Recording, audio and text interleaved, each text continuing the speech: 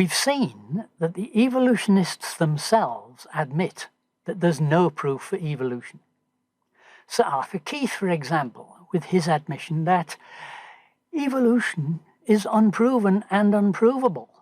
We believe it because the only alternative is special creation. And Leonard Harrison Matthews, with his belief in evolution, is thus exactly parallel to belief in special creation. Both are concepts which believers know to be true, but neither, up to the present, has been capable of proof. Nobody has ever seen evolution happen, either in life or in the fossil record. The only phenomena that evolutionists can point to and pretend to be evolution are the variation in plants and animals caused by genes from father and mother recombining to give small differences between their offspring, and the damaging effects of gene mutation leading to loss or impairment, which is devolution, not evolution. So why did evolution ever take such a grip on the scientific community? Quite a number of years ago, Julian Huxley gave an answer to that on a TV talk show. He said, "We all jumped on the origin of species because the notion of God was a restriction on our sexual morals." You'll notice that he didn't say they jumped on the Darwin bandwagon because there was a great deal of evidence for it. There never has been. Just wishful thinking and self-deception. The only reason he gives is dissatisfaction with God's standards.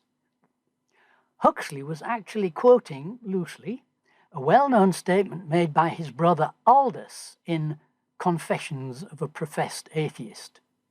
The full quote is, "The liberation we desired was simultaneously liberation from a certain political and economic system and liberation from a certain system of morality.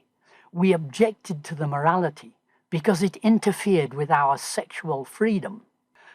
The Huxleys were great campaigners for and signatories of the Humanist Manifesto. We can see their statements above reflected in, "We believe that intolerant attitudes, often cultivated by orthodox religions and puritanical cultures, unduly repress sexual conduct. The right to birth control, abortion, and divorce should be recognized."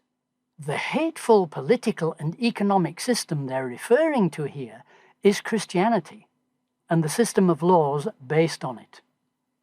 Common law was established by King Alfred the Great in England with specific aims of making laws which corresponded as closely as possible with the Bible.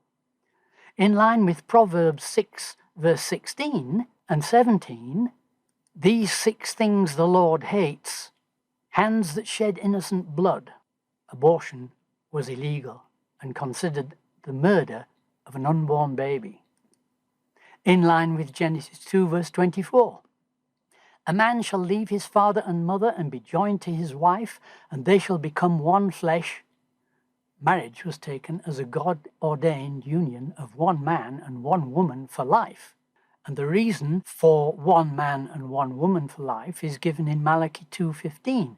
It is because he seeks godly offspring.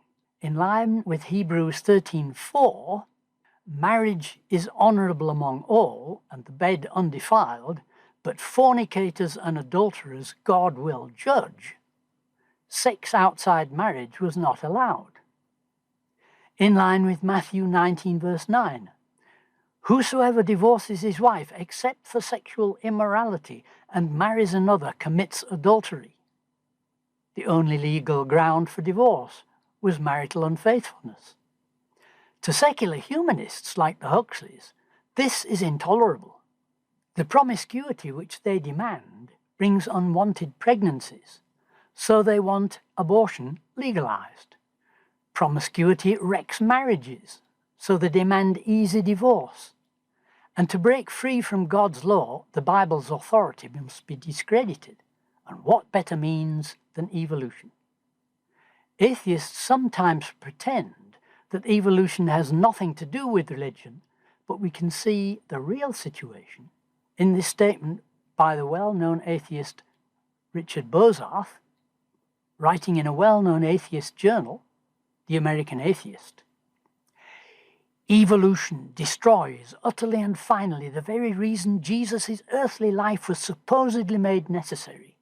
Destroy Adam and Eve and the original sin, and in the rubble you will find the sorry remains of the Son of God.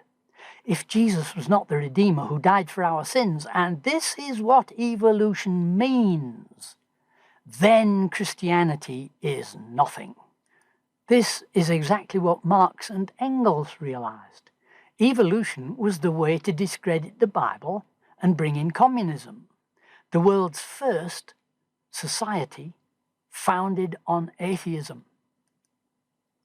Engels wrote, "In our evolutionary conception of the universe, there is absolutely no room for a creator or a ruler." In a letter to the French revolutionary Lassalle, Karl Marx wrote, "Darwin's book is very important and serves me as a basis for the class struggle in history." In a letter to Engels, he wrote, "This is the book which contains the basis in natural science for our view." Marx wanted to dedicate Das Kapital to Darwin, but Darwin's wife was a Christian, and she stood firmly against it.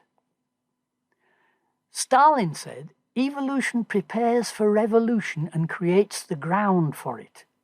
Evolution became a fundamental part of communist expansion and conquest. People were brainwashed with evolution before they even tried to groom them as Marxists. Not surprisingly, when the ANC took power in South Africa, they immediately brought evolution into every level of schooling. And of course, it was taught with the same discredited fairy stories which were taught to me 50 years ago. It shouldn't be surprising that a large part of the proud intellectuals of the world are atheists. Like the Huxleys, they have so much confidence in their own mental resources that they consider God to be a crutch which they do not need. But the crutch which they do need, and need desperately, is evolution. Without evolution, atheism can't stand, humanism can't stand, and communism can't stand. So many refuse to face reality by hiding behind the best in the field policy, thinking it will save them from the truth which stares them in the face. But the truth will always stare everyone in the face. The creation had to be created by a creator. Thank you for joining me for this episode. If you enjoyed it, please like, subscribe, and press the bell so that you'll be notified as I release new movies. If you'd like to support this project, you're welcome to do so through Patreon. Find a link on my channel banner and in the description below.